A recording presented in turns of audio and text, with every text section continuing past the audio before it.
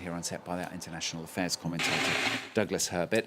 The fascinating things about this, Doug, biggest exercises since the Cold War and China's involvement as well. Yeah, and those two headlines really go side by side. Let's start with what's going on here. Why the biggest? Why do you have to go back to Ronald Reagan in 1981 when the Cold War was top of his priority list? Why do you have to go back to that to find anything even remotely similar?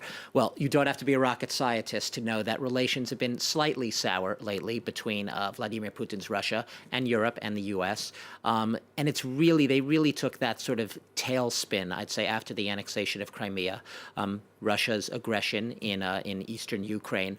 All of these have added up to a sense that a lot of wariness, a lot of distrust about the other's motives. Vladimir Putin has looked very warily at what he perceives as NATO's aggressive buildup on its Eastern European flank, what you noticed, talked about. And it's true that NATO has deployed more troops, more equipment to Poland, to the Baltic states, in a bid to perhaps have a shield against what it sees as more Russian aggression.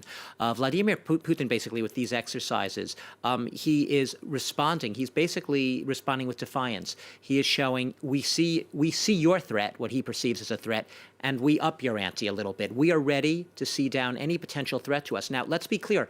Moscow denies, despite what you said, 300,000 Russian troops.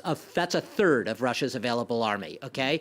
All of those tens of thousands of armored tanks. Russia denies these exercises are to prepare for any large-scale conflict. But what they do say is they are a reflection and coming amid a time of they're a part of the international climate, the tension right now, at a time when they say they are frequently the targets of aggressiveness, where the West is being unfriendly towards Russia as Russia sees it. So it is a show of force. And as one of the Russian General Army Chief of Staff says, it's going to include massive airstrikes, cruise missile training, defensive and offensive operations, raids, bypass operations. It's going to include all of the things you associate normally with if you were to have to fend off a large-scale military conflict or operation.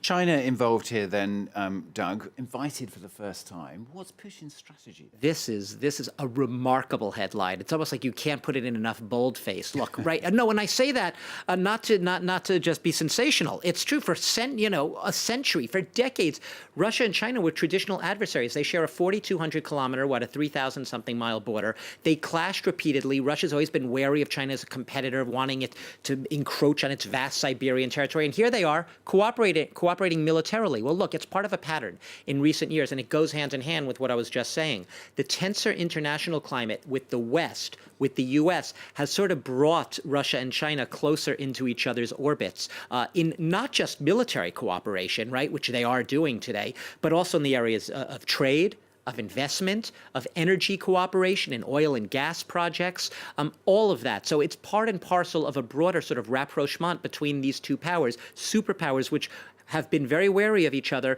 but now perhaps both are even more wary of the United States. That said, even though Russia's cooperated with China, even though China has thousands of troops as well participating in 900 armored tanks and other equipment, I suspect there's still an element of wariness in there still, that Russia still looks at China as a potential competitor, probably doesn't want to give everything away. Some of its troops are going to be training and doing their exercises far from the Chinese troops.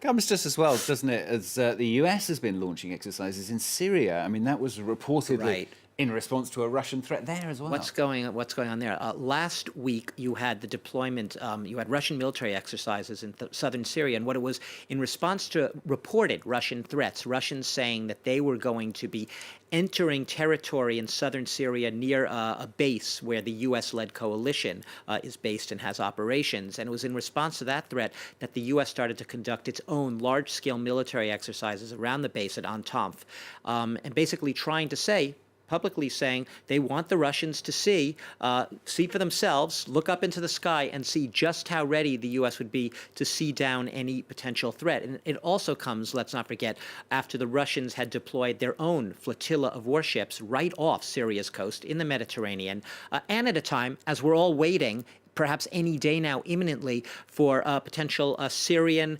offensive on Idlib, the last rebel-held enclave in Syria, with the Russian and Iranian allies. So a very tense climate there. What's going on in Syria, part and parcel of this broader equation that helps to explain these giant, unprecedented military exercises, which are taking part in the east of Russia across the expanses of Siberia as well. The view there of Doug Herbert, our international affairs commentator here on France 24. Thanks, Doug.